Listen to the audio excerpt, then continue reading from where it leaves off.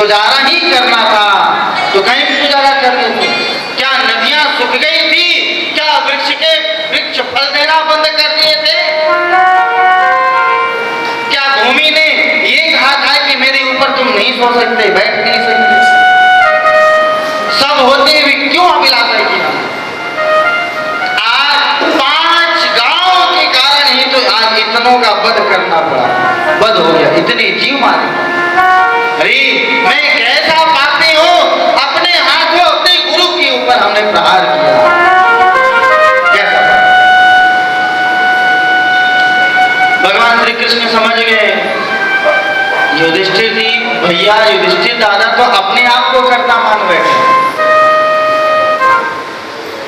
कैसे समझाया जाए? बड़े हम समझाएंगे तो छोटी मुंह बड़ी बात हो जाए। भगवान अपने आप को छोटा मान करके कह रहे हम नहीं समझाएंगे, तब फिर कौन समझाएगा इनको? कैसे समझाया जाए? बहाना किया। अभी दुर्योधन मारा जा चुका है, महाभारत का युद्ध विश्राम हो चुका है, लेकिन भीष्म जी अभी जीवित, क्योंकि भीष्म जी को इच्छा मृत्यु का वरदान प्राप्त है। जब तक ये नहीं चाहेंगे तब तक इनकी मृत्यु नहीं होगी। भीष्म जी, भगवान श्री कृष्ण ने युधिष्ठिर जी के पास जाकर के कहा, दादा सरसैया पर, बाणों की सैया पर पितामह भीष्म पड़े हुए, चल करके उनका दर्शन किया। गए हैं महाराज, दोनों ही 5 भाई गए हैं, 5 भाई सप्तर्षि मंडल आए, श्री प्रहलाद जी आए, श्री ध्रुव जी महाराज आए, विश्वामित्र जी आए, वशिष्ठ जी आए, गर्ग जी आए, सारे तीर्थ आए, सारी नदियां आई, सारे अरण्य आए महाराज, सारे मंत्र तंत्र सब मूर्तिमान होकर के आए हैं भीष्म जी की ये दुर्लभ मृत्यु देखने। युधिष्ठिर जी को समझाया, हे युधिष्ठिर, अपने आप को कर्ता मत मान, नहीं तो तुम्हें कर्तृत्व अभिमान हो जाएगा। हे अर्जुन, तुम्हारे बाणों ने हमें नहीं बेचा, तुम्हारे अंदर ये सामर्थ्य नहीं है। दान धर्मान, राज धर्मान, मोक्ष धर्मान विभाग, दान धर्म को, राज धर्म को, मोक्ष धर्म को, स्त्री धर्म को, भगवत धर्म को विस्तार पूर्वक निरूपण किया श्री विष्णु पितामह ने, किसी को समाज में और किसी को व्यास में। अब पांडवों को समझा करके अपनी नजर को बाणों की सैया पर सोई हुई भीष्म पितामह अपनी नजर को उत्तरायण की बेला में उत्तरायण प्रभु की ओर रोने लगे। प्रभु, आप जैसा दयालु कौन? आपने एक भक्त के संकल्प, आपने मेरे जैसे भीष्म की संकल्प के लिए अपने संकल्प का आपने तिलांजलि दे दी। क्या है भगवान का संकल्प? महाभारत जैसे युद्ध में मैं अस्त्र शस्त्र नहीं उठाऊंगा। दुर्योधन में तुम्हें आश्वासन देता हूं कि मैं अस्त्र शस्त्र नहीं उठाऊंगा। और भीष्म की प्रतिज्ञा, आज जो हरिहीन अस्त्र गहाऊं, तोला जो गंगा जननी को शांतनु सुत न कहाऊं, मैं शांतनु का बेटा नहीं, आज जो भगवान को अस्त्र न गहा दिया, आज मैं अस्त्र ग्रहण करने के लिए मजबूर कर दूंगा भगवान। प्रभु, क्या जीव भगवान को कार्य करने के लिए मजबूर कर सकता है? नहीं, ये तो आपकी कृपा।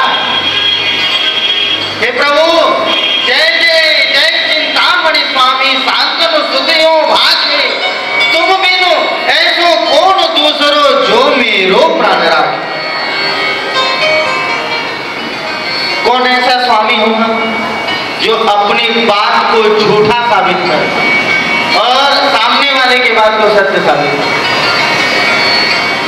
सहयोग दे उसके सत्यता में। हे प्रभु, आज भी मुझे वो दृश्य स्मरण हो रहा है। क्या बोले, वापस पीठ की फाड़ा, आपका पीला पीला दुपट्टा, और महाराज ऐसे बोले कैसे करधरी चक्र, चरण की धावन, दौड़े हुए हैं भगवान भीष्म पितामह। कहते करधरी चक्र चरण की धावन, नहीं विसरत वह वाण, और बोलते हुए ये गर्जना सुनकर महाराज जी जब कभी नाम पुकारते, महाराज किसी का गदगद हो जाता, जिसका नाम पुकारते महाराज खुशी हो जाते, महाराज दिल बाग बाग हो जाता। आज महाराज जी ने नाम पुकारा, और महाराज जी के डिक्शनरी में महाराज सबके नाम कंठस्थ, एक बार केवल एंट्री हो गई नाम की, बस आजीवन कंठस्थ, और नाम लेकर के महाराज जी जाते सब पुकार। रथती उतर, भीष्म पितामह कहते हैं रथती उतर। केवल भीष्म पितामह के लिए महाभारत जैसे युद्ध में भगवान ने युद्ध भूमि में रथ से नीचे उतरा, केवल भीष्म पितामह रथती उतर, अवनी आतुर, और आतुरता पूर्वक कच रज की लपटा। कहते कैसे दौड़े थे भगवान श्री कृष्ण, बोले मानो आज वही, मानो आज वही जैसे रणकस्पु के वध के लिए नृसिंह प्रकट हुए थे। कहते हैं कि मानो सिंह शैल से निकले, आज गुफा में भूखा शेर निकला हो, जैसे रणकस्पु के उद्धार के लिए नृसिंह भगवान इतने क्रोधित हो गए। महाराज मत्स्य पुराण में तो नृसिंह पुराण में आदि में वर्णन है महाराज की, जब हिरण्यकश्यप का छाती विदीर्ण कर दिया तो नखों में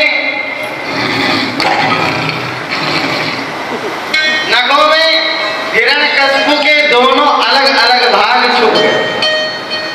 इतना विशाल काय हिरण्यकश्यप का शरीर वो नखों में छुप गया।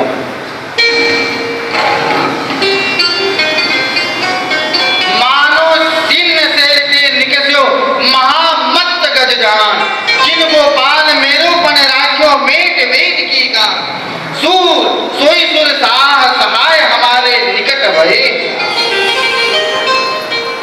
ये प्रभु आज आपसे मेरी प्रार्थना है। भगवान मंद मंद मुस्कुरा रहे हैं। कहो भीष्म, हे प्रभु मेरी एक कन्या है जो कुंवारी है, मैं चाहता हूं कि उस कन्या का आप वरण करें। पितामह ने आपने तो विवाह किया नहीं, फिर ये कन्या कहां से आ गई? कहते हैं प्रभु मेरी बुद्धि रूपी कन्या इति मति रूप कल्पिता कृष्णा भगवती शाश्वत पुंगवे विभूमि। हे प्रभु मेरी बुद्धि रूपी कन्या अभी तक कुंवारी, आप उसको वरण कर ले, नहीं तो कहीं किसी और की हो जाए। और पिता का धर्म होता है कि अपने रहने में ही अपनी बेटी का विवाह हाथ किसी योग्य के हाथों सौंप दे। इसलिए मैं चाहता हूं कि मैं जाऊं, उसके पहले मैं अपनी बुद्धि आपको सौंप दूं, अपनी मति आपको सौंप दूं। एक श्लोकों में, एक श्लोक में राज पंचाध्यायी कहा है श्री भीष्म पितामह। ललित गति विलास बल गुहात प्रणय निरीक्षण कल्पित और माना कृतमन कृतवत्त अनुमदान प्रकृति मगन किल यस गोपवत। एक श्लोक राज पंचाध्याय, दो श्लोक में संपूर्ण गीता का सार गोकर्ण गीता।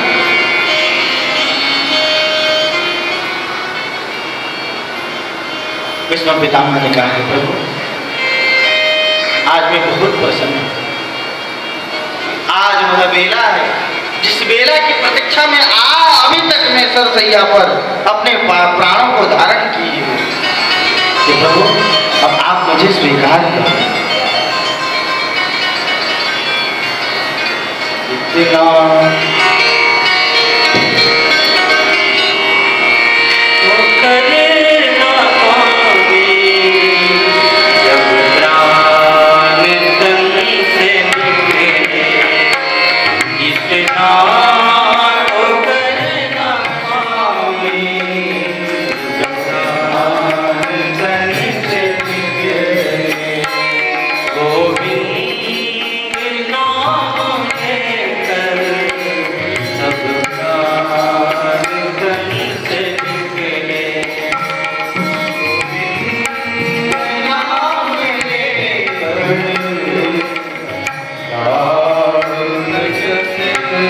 निकले। गंगा जी का तट हो, जमुना का बंसी बटे हो। श्री गंगा जी का तट हो, जमुना का बंसी बटे हो। श्री गंगा जी का तट हो, जमुना का बंसी बटे हो। श्री गंगा जी का तट हो, जमुना का बंसी बट हो।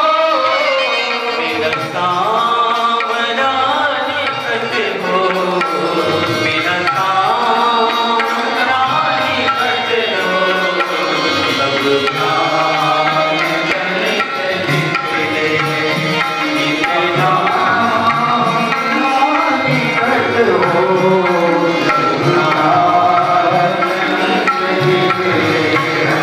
मेरा सांवरा निकट हो, जाने तन से निकले।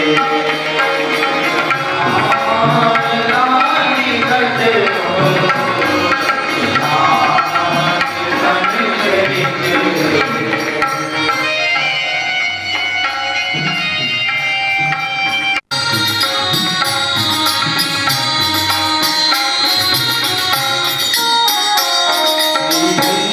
वृंदावन अथल हो, मेरे मुख में तुलसी कल हो। वृंदावन अथल हो, मेरे मुख में तुलसी कल हो।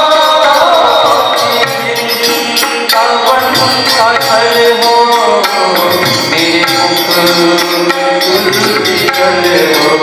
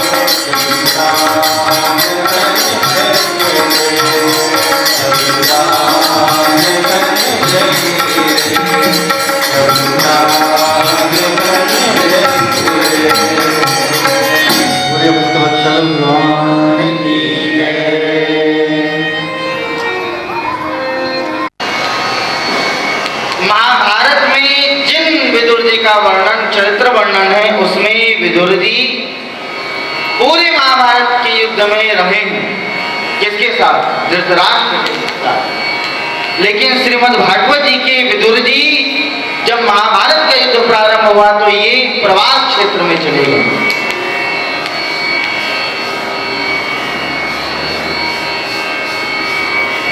इधर